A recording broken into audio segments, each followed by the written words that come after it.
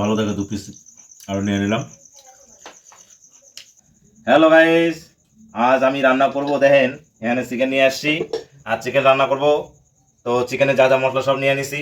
আজকে একটু অন্য ধরনের রান্না করব, মানে চিকেনটারে অন্যভাবে রান্না করব। তো দেখেন এখানে আমি কড়াইয়ের মধ্যে তেল দিয়ে দিছি, মানে সরিষার তেল কিন্তু। তো সবার আগে এই চিকেনগুলোকে ভেজে নেব, ঠিক আছে? দেখেন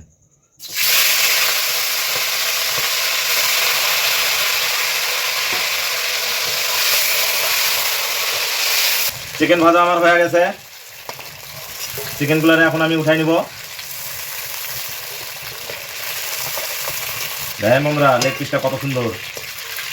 এরকম লেগ পিস খাইতে ভীষণ ভালো লাগে।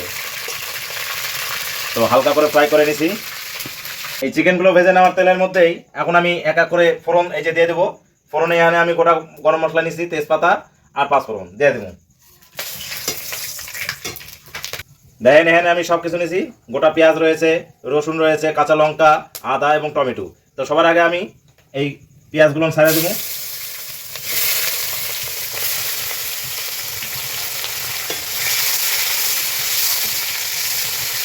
পেঁয়াজগুলো আমার ভালো মতো ফ্রাই হয়ে গেছে। এখন আমি কাঁচা লঙ্কা দিয়ে দেবো। তারপরে এই যে আদা যে কুচি কুচি করে রাখছি এলাও দিয়ে দেবো। এরপরে যে গোটা রসুন এগুলো দিয়ে দেবো। আজকে বন্ধুরা এই চিকেনটারে আমি এই মশলা কোনো বাড়বো না, বুঝতে পারছেন? সব ফ্রাই করে রান্না করব। তো এখন আমি এই যে টমেটো যে নিছি এলা দিয়ে দেবো।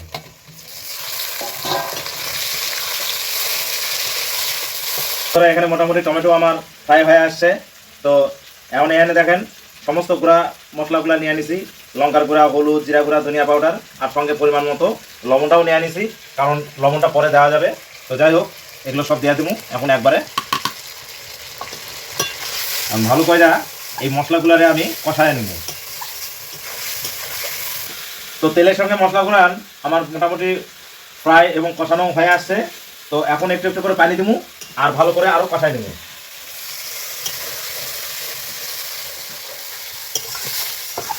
তো বন্ধুগণ দেখেন আমার মশলা কিন্তু খুব ভালো কষানো হয়ে গেছে।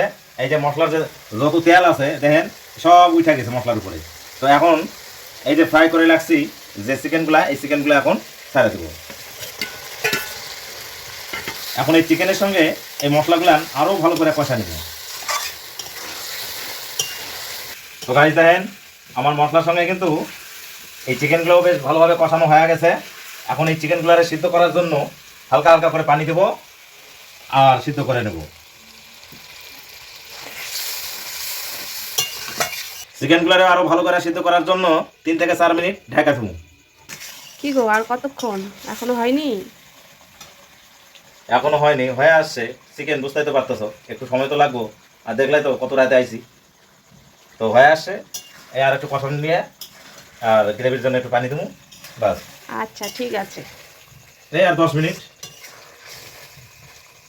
তো আমার আজকের চিকেন রান্না কিন্তু কমপ্লিট। এখন এই পাত্রে আমি নামিয়ে নেবো।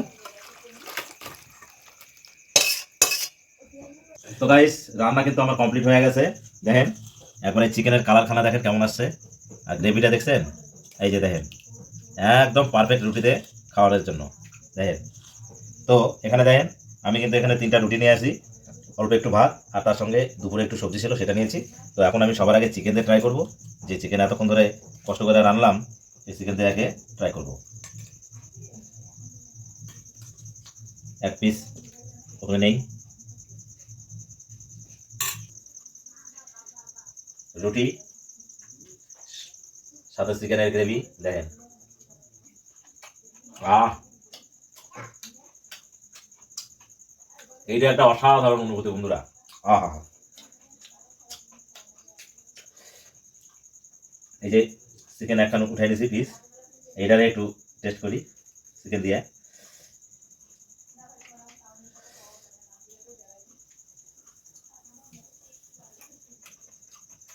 ও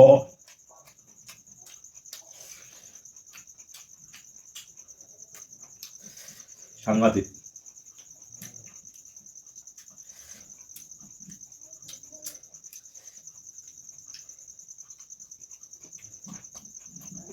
হুম হুম, অসাধারণ।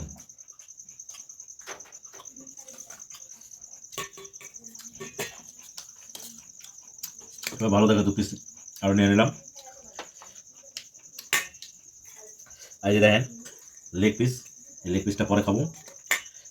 তো গাইস, এত রাতে এসে কষ্ট করে তাড়াহুড়া করে এই তো রান্না করলাম চিকেন, তো তার সঙ্গে রুটি, কিন্তু কষ্টটা সার্থক। যতই হোক নিজের হাতে রান্না করে খাইতে যেমনই হোক তার স্বাদ কিন্তু একটা আলাদাই আসে। তবে এখানে যেমন তেমন হয়নি, ভালোই হয়েছে। তো বন্ধুরা, আপনারাও বাড়িতে এইটা এইভাবে ট্রাই করবেন, দেখবেন খাইতে খুব ভালো লাগবে। সকলে ভালো থাকবেন, আর ভিডিওটি যদি ভালো লাগা থাকে তাহলে একটা লাইক, কমেন্ট আর শেয়ার করতে কিন্তু ভুলবেন না।